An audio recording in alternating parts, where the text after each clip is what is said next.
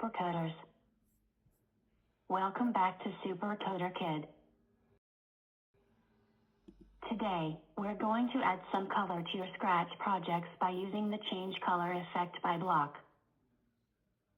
Want to learn how to make your sprites change colors and create awesome effects? Let's dive right in.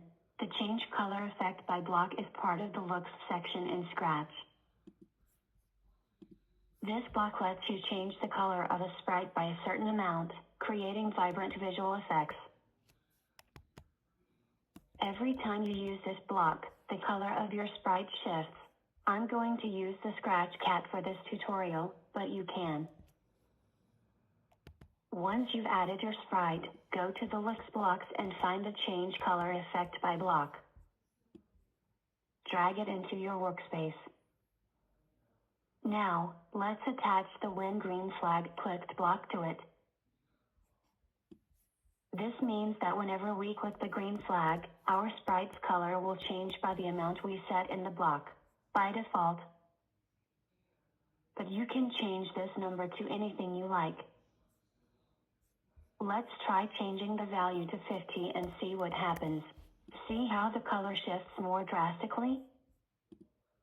You can play with this number to create different effects.